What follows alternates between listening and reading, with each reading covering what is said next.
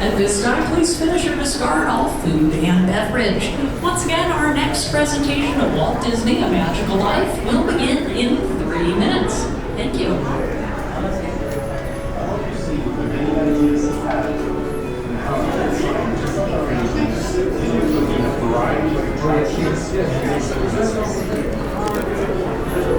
This is a real illustration of what Walt as long as there's imagination Disney will never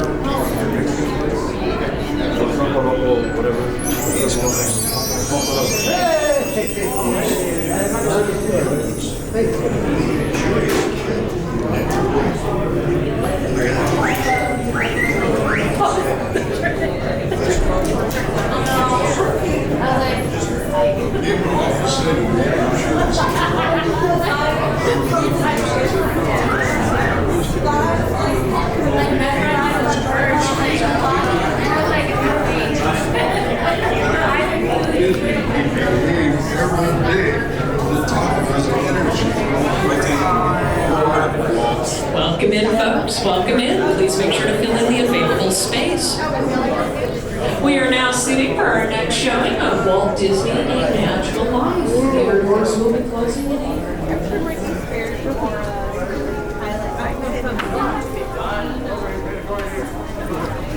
Hi there, folks. Good afternoon, and welcome to our presentation of Walt Disney: A Magical Life. From Mickey Mouse to motion pictures and television, theme parks and beyond, Walt Disney's vision and risk-taking has given the world a lifetime of entertainment. Now, the trivia you're about to see is told in Walt's own words, taken from interviews throughout his career. Now, although the quality of these recordings does vary, we'll hope you'll agree the unique perspective it brings to his life.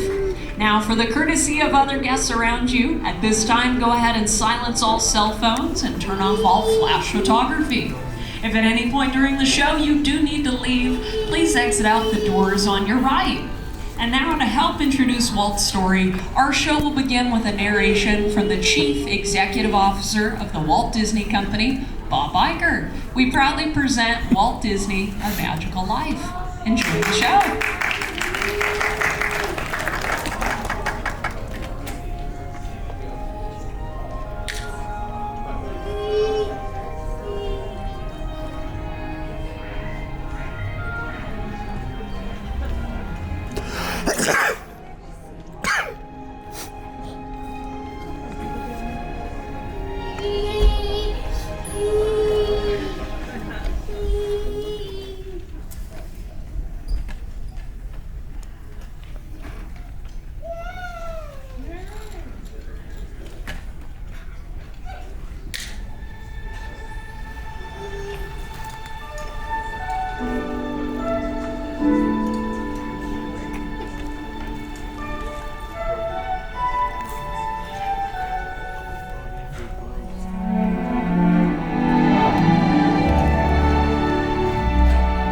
They say that Hollywood is a town built on dreams, and one of its greatest dreamers was Walt Disney. His life was filled with both exhilarating success and heartbreaking setbacks. But he never gave up. He just kept moving toward that great big, beautiful tomorrow. The story of Walt's life is truly a magical one, and no one could tell it quite like Walt himself. My dad worked as a carpenter in the World's Fair building. He eventually ended up in Chicago as a contractor, and he was doing that when I was born, December 1901. My dad made some money as a contractor, and he wanted to get back to the farm. They finally ended up buying this farm in Marceline, Missouri. It was a beautiful farm, but it was not the kind of farm to make a living on. Things got pretty tough on the farm, and my dad had a sickness. So my dad sold the farm, took the money, and went to Kansas City. And my dad bought this Kansas City Star route. And they gave me a route. I was about 9 or 10 when they started there. In winter, we'd go out at 3:30 in the morning right after a blizzard, or in a blizzard, or in pouring rain. It didn't matter. I did that for 6 years. It was tough. The constant hardship took a heavy toll on the Disney family. One by one, the children began to leave home. And one day, Walt woke up to find his best friend, his brother Roy, had gone as well. So Walt did something that he would do throughout his life when things got tough. He took a chance. My brother had joined the Navy, so I wanted to join it. Well, I was still a year too young, 16. Finally, this kid come in to me very excited. He said, there's something just forming here that you and I can get in. I said, what is it? He said, an ambulance unit. I was in Paris, 3rd of September, and Pershing pulled out. Paris, which had been this exciting thing, and all these soldiers and things, suddenly there wasn't a soldier to be seen. And I suddenly became very lonesome. So then I went in and put a request in to be discharged. So I hit Chicago, that's where my parents were living, and I said, Dad, I want to be an artist. And my dad, he just couldn't buy that. So I pulled stakes and moved to Kansas City. Roy was in Kansas City working in a bank. One of the fellows working with Roy said, say, I have a couple of friends that have an art shop. I went up with these samples, and there were all these corny things I'd done in France. Well, my gosh, they hired me. I mean, right on the spot. So I took the camera home, and then I started experimenting in my own way. But then I went into this Kansas City Film Art Company. Well, that was where I got started in the animation business. So I was thinking if I had something with a novel twist, I might crack the market. But I still couldn't get anywhere with it. I failed. I learned a lot out of that.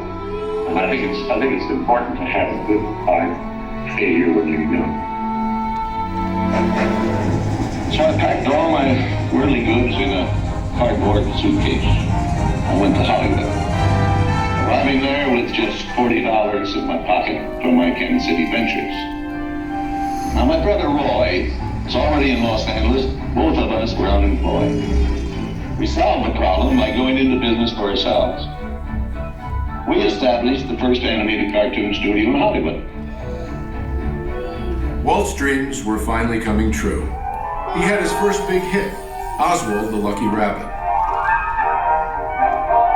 And he had married the love of his life, Lillian, an ink and paint artist at the studio who shared his dreams. Then he was dealt a devastating blow. On a business trip to New York City, he learned that he had lost ownership of Oswald due to a contract loophole. And to make matters worse, the distributor had signed away Walt's artists. Most people would have given up right then and there. Not Walt Disney. He sent a telegram to his brother Roy. Everything okay. And as he headed home to California, something happened along the way that would change things forever. Mickey Mouse came into her life. He popped out of my mind onto a drawing pad on a train ride from Manhattan to Hollywood at a time when the business fortunes of my brother Roy and myself were at lowest ebb and disaster seemed right around the corner. His first actual screen appearance was at the Old Colony Theater in New York in Steamboat Willie. He was the first cartoon character to stress personality, and I thought of him from the first as a distinct individual. I did the voice. Hang on, pal, here we go.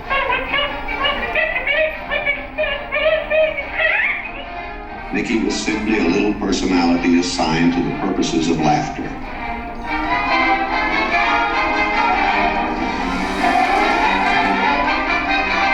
Mickey fitted the need exactly. He brought in the money which saved the day. He enabled us to explore our medium, and he paved the way for our more elaborate screen ventures. By nature, I'm an experimenter, so I had another idea which was plaguing my brain. It was the Silly Symphonies. It was a series without a central character. Every one of us are a new type of subject to give us something to reach out and accomplish something different.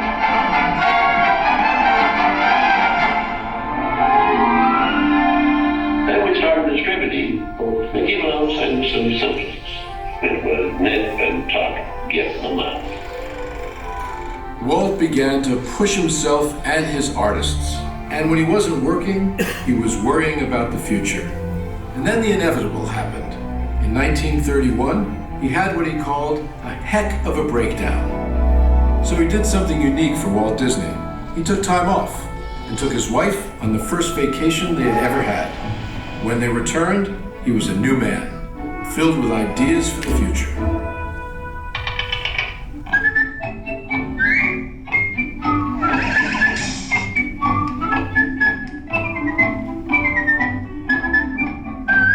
I saw the handwriting on the wall there. It was a short subject with just a filler on any program.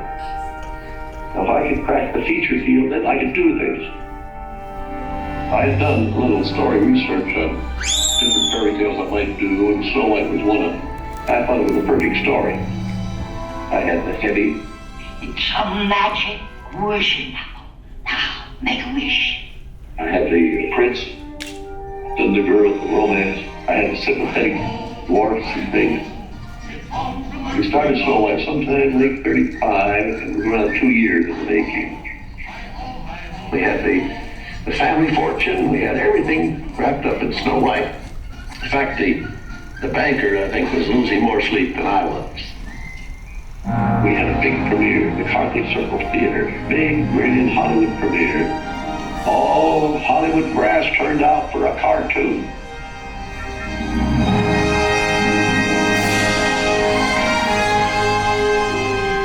The Guardian of Snow White and the Seven Dwarfs is going to be presented as beautiful statue. Isn't it bright and shiny? Oh, it's beautiful. Aren't you proud of it, Mr. Disney? I'm so proud, I think I'll bust. With the profits of Snow White, I built the studio.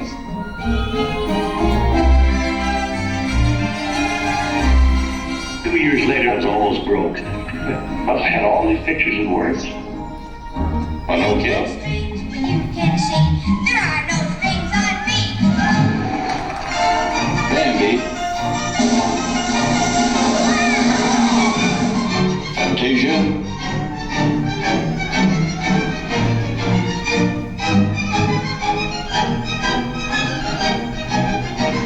That was when the war came. And the whole world was collapsing then. So many of my boys went through the service.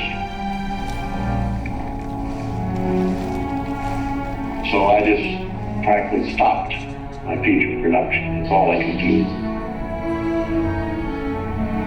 And after the war, it was quite a problem picking up the pieces. I knew that diversifying the business would be the salvation of it.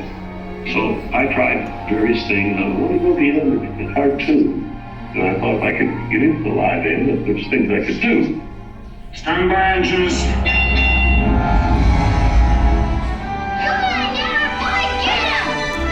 Not bad, eh, Charlie? Let's open her up and see what you really do. I wanted to look different types of things that I could pull on my nose. One of these pictures, but I had another one right behind it that would hit. After long concentration on live action and cartoon films, we decided to try something that would employ about every trick we learned in the making of films. We would combine cartoon, live action, in an enormous fantasy, Mary Poppins. As the original Mary Poppins budget of $5 million continued to grow, I never saw a sad face around the studio. Even my brother Roy was happy. This made me nervous. And the horrible thought struck me. Suppose the staff had finally conceded that I knew what I was doing.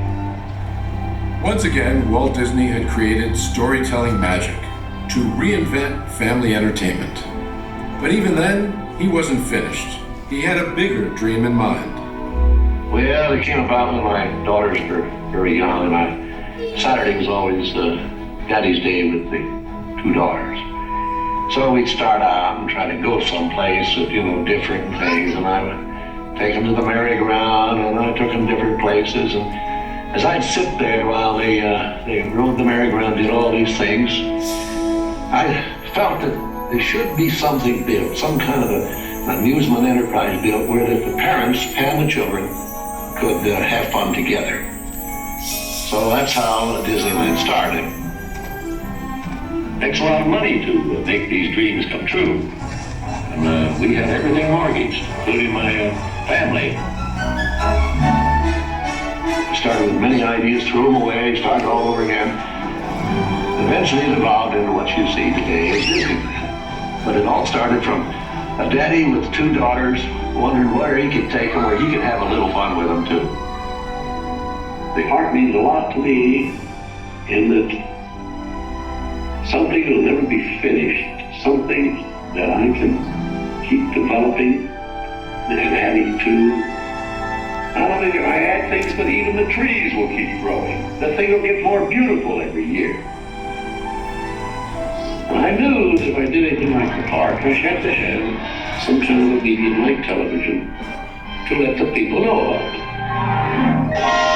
The world is a carousel of color, history, comedy, fantasy.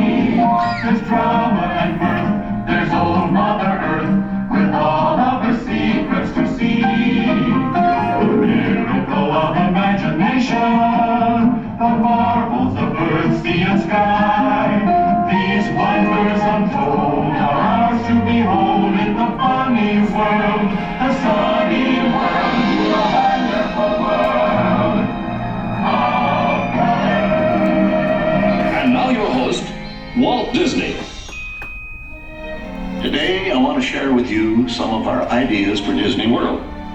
Here in Florida, we have something special we never enjoyed at Disneyland, a blessing of size. There's enough land here to hold all the ideas and plans we can possibly imagine. We know what our goals are, we know what we hope to accomplish, and believe me, it's the most exciting and challenging assignment we've ever tackled at Walt Disney Productions. Throughout his storied career, Walt never gave up, despite the many challenges along the way. For his visionary work, he received hundreds of awards from all corners of the globe, more Academy Awards than any individual in history, and the Presidential Medal of Freedom for a lifetime of inspiring others. He created dreams that live on today for millions around the world. But with all of that, when asked to name his greatest reward, Walt's reply was surprisingly humble.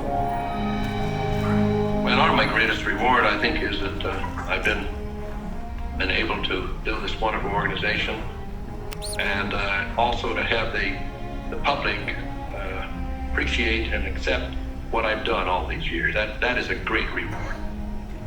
But all individuals are different.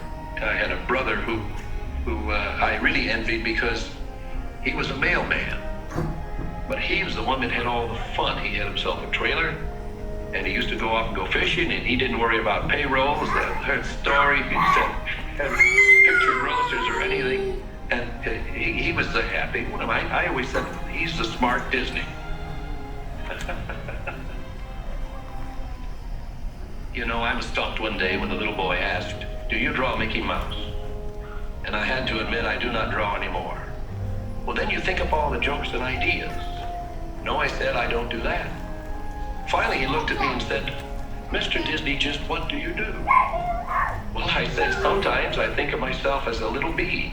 I go from one area of the studio to another and gather pollen and sort of stimulate everyone. I guess that's the job I do.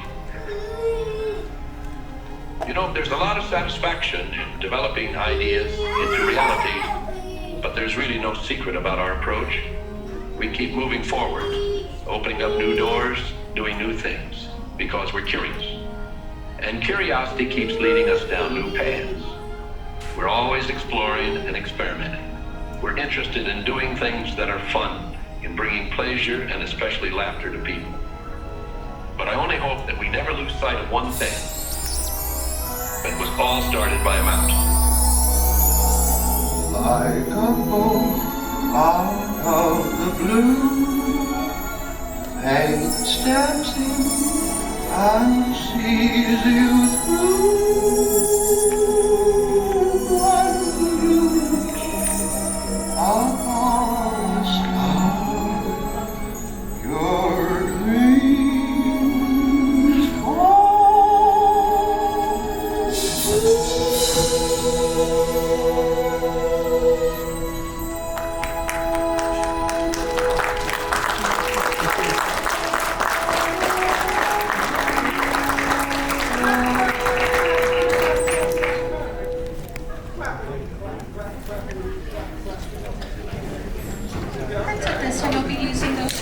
right-hand side. Just make sure to go through the curtains and not the emergency exits, please. Thank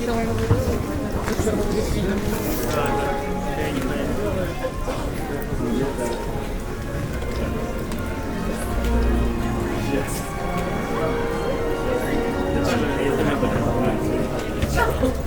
Я просто стимулирую.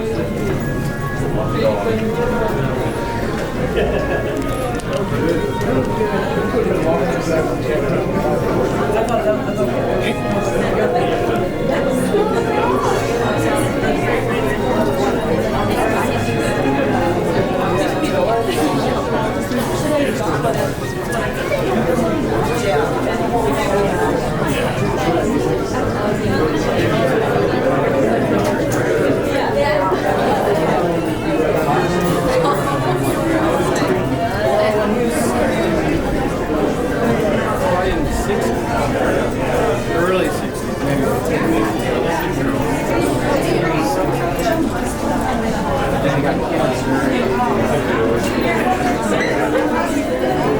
Maybe that's okay.